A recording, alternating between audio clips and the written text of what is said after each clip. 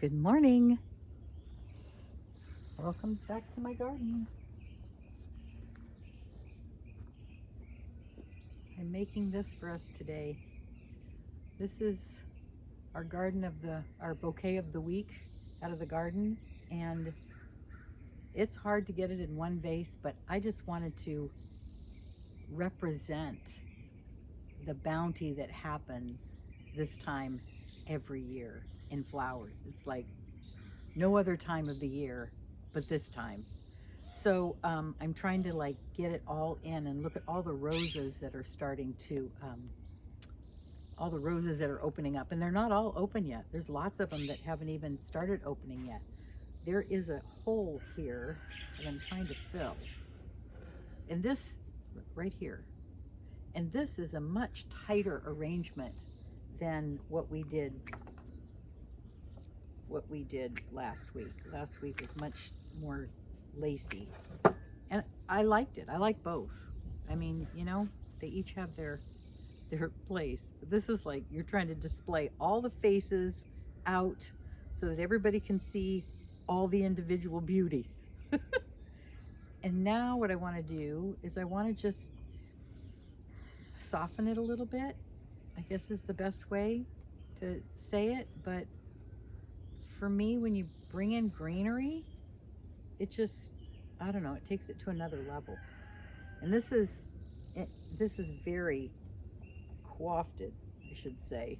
It's very stylized, right? It's not a natural particular look, but it's fun, right? I like that. See, so that gives it a little bit of movement. I guess that's the language I'm looking for, movement. Yeah. And that one, try to go with odd numbers because it pleases the eye. I forget exactly the reason why it does, but I know my ceramics professor taught me that, and I have lived by it since he taught me. That's high school. It's a couple days ago. Okay, so I'm gonna just put this one in the back because this is kind of like a forward facing arrangement. So I just want the back to have a little bit in case whoever ends up with this arrangement has it facing, some face of it has, you can view it so it looks pleasant from all sides. And then for a little fairy sparkle, put these guys in there. These heuchera blooms. Aren't they pretty? I love these. So making flower arrangements, you know, it's like, in a sense, it's like, what big deal. But I really feel that in the process of the cutting, the choosing, the doing your best to arrange so that they look pleasant, just all that activity, and walking iris, look at those, how pretty, little blue star. I'll zoom you in so you can see. But all of that it's a healing process. You know, it's bringing you back to yourself, bringing you back to the present moment, bringing you back to the beauty, to, it isn't so easy. It feels like it's missing the, yeah. I think I'll do this way too, just for an itty bitty bit extra movement. There we go. How's that look from that side? Oh, that's not bad. Huh. No, actually it is a little wild, isn't it? I think that's okay. No, I don't like that. I don't like that. Let's put that over here. I think this will be better. One of the downfalls of arranging from the back. Yeah, I think that's better. Yeah. A little wild. Pretty huge, right? So let me fly it over to you. Instead of moving the camera, I'll move the flowers. I'm getting the hang of this, a little at a time.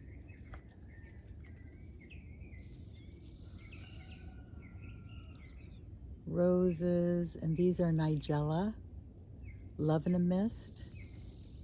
And I have no idea the names of any of these roses. Most of them are cuttings that were propagated. I'd see something in a garden and they'd say, oh yeah, you can have a cutting. And I'd cut it and bring it home and start a rose from it.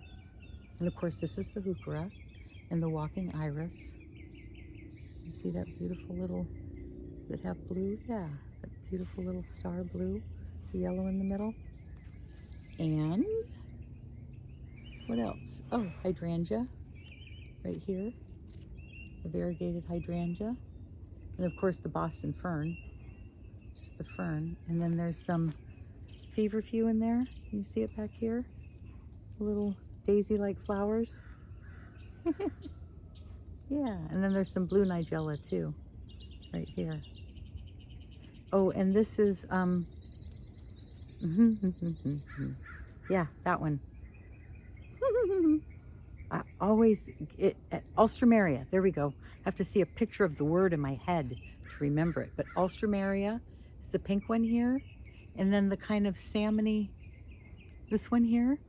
Whoops, come back. This one here, oops, terrible finger with the Band-Aid. But that's Alstroemeria. I think there's some over here too. Yeah, more of the pink. So that's all blooming in the yard this week. So what's blooming in your world, right? What dreams are you blooming?